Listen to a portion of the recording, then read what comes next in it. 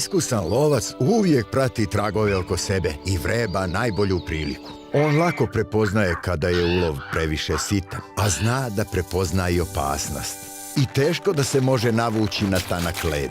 Ali kad na sigurnom terenu ugleda najveću stopu, tu priliku nikad ne propušta. Ne propustite ni vi kamatnu stopu od 3,6% na 36 mjeseci za sve štedne uloge. Najveća stopa na sigurnom terenu. Oročena štednja MF banke.